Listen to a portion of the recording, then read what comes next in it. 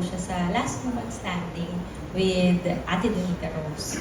Ngayon po, nung in-offer po itong film sa akin, wala po akong idea sa buong cast. So, pero excited ako si Direk, alam ko kung magtrabaho. Hindi ko na binobola, Direk. Tapos po, nung first day ng shooting day namin, lock-in po kasi kami, pandemic. Nakita ko po si Kuya Roddy. Hindi ko po alam magagawin. Nagtago po ako sa kwarto. Pumasok, magkatabi po yung room namin sa hotel. Nung lumabas po ako, nandun na siya sa hallway. Pumasok po ulit ako sa kwarto namin. Yun po yung natatandaan ko. Kasi hindi ko po alam kung paano siya haharapin, kung paano po. Nandun po yung, of course, napapanood ko po siya for me po, parang pagpasok ko sa kwarto, sabi ko, thank you Lord. Malaking bagay po to na hindi naman po ako big star, pero mapasama lang po dito sa pelikulang ito. Very grateful po ako. Lalo na po yung maka-eksena po sila Kuya Dick, si Tita Cardi at si Kuya Tony po. So thank you so much po na nakasama ko sa pelikulang ito.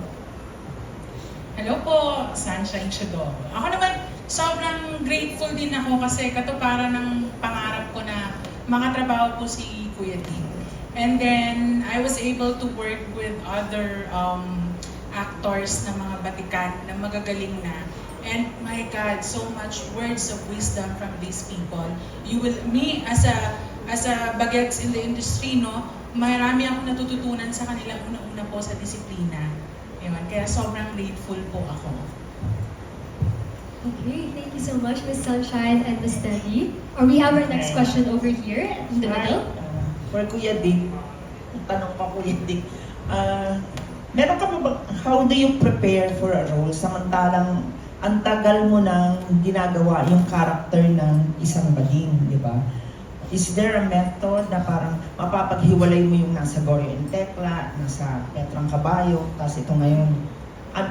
How did you prepare for your role now na iba naman? Kasi yung lahat ng mga roles mo nun, halos karamihan doon nanonominate ka eh. So ibig sabihin, meron pa rin kaibahan yun sa mga ginagawa mo na iba-iba. Paano mo sila napapag-iba-iba?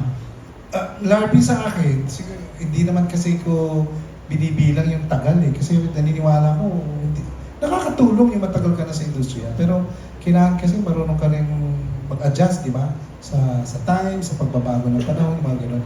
Ako talaga preparation lang, binabasa ko lang uli yung script. Basa hanggang pumasok sa isip ko. Tapos medyo nagno-notes, tinitignan ko anong pwede mangyari dito. Yung preparation talaga, gusto ko nang mangyari sa actual, pagkatapos ko basahin yung script. Kasi iba-iba kasi ang requirement ng emotions eh. A very good example, a past movie.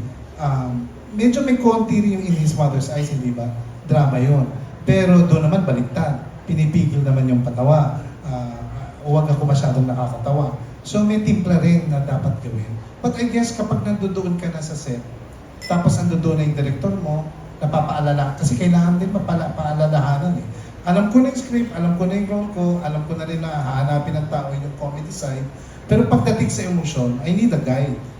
Diba? Kailangan mo yung director mo na nagsasabi sa'yo, pwede ito yung hindi mo pa siya gusto, hindi mo pa siya, may ganun eh, which is yun, I'm very grateful kasi may director akong ganun na, well actually si Direk naman, pati sa past experience niya talaga naman sa script, diba? Yung nag-aalaga talaga sa script, nag-continuity director din siya. So more or less, napapaalalahanan ko, andyan pa si Direk Arman na makulit din, diba? Yung OG, palakpakan naman natin si Direk Arman.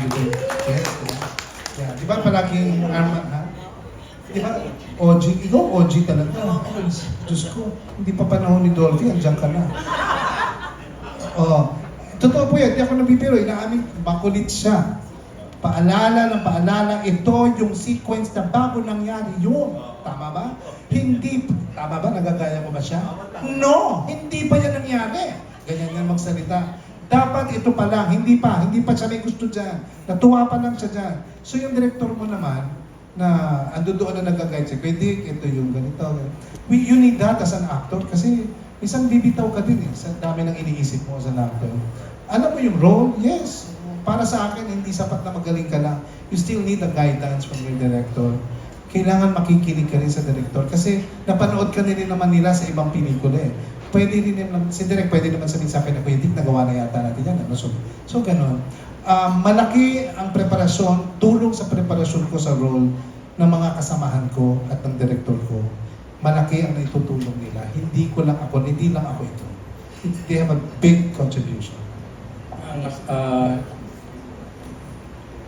First time ko may experience na sa pagdidirect na nagiging yung lead actor talagang very collaborative sa script process pa lang. So it took us mga more than a year para mabuo yung script from its original concept into what na naging shooting script na namin. So lahat ng mga inputs, lahat ng mga sa writers, kay Johnny, kay Kuya Dick, talagang kukulang na lang lahat. Every time na mag-meet kami, pati dialogues ginagawa na namin na. Kaya nabuo yung yung tagline namin na Are you yourself? Yun, nabuo yun. Dahil doon. So, pandemic time na gano'n, lumalabas kami kahit pagyo. Nakikita-kita kami face-to-face, hindi lang sa Zoom. So, gano'n. Kaya pagdating sa shooting, himay na, pati mga detalye. At thankful naman ako sa lahat, sabi nga nila, mga OG, si Tonton, si Miss Carmi, si Kuya Dick, and with the help of Direk Arman, na original OG na buo namin yung pelikula ng maayos at happy kami kahapon kasi nag-technical screening kami for the exhibitors. So kinakabahan kami lahat kasi although na-edit na namin and all, parang first time mapanood on screen. So kinakabahan ko kung tama ba itong ginawa namin.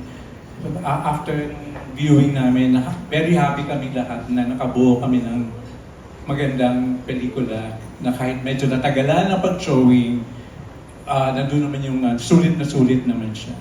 At ipo-point out ko lang, kasi nung nag-shoot kami, hindi ko naman masyadong nagdedetalye kay Kuya Dick na, Kuya Dick, flashback to iba ang dapat na gawin mo. Present time, dapat iba ang gawin mo. So kasi pag nasa shooting na, very overwhelmed na ako to be, napaka-surreal na seeing him, getting my directions and all.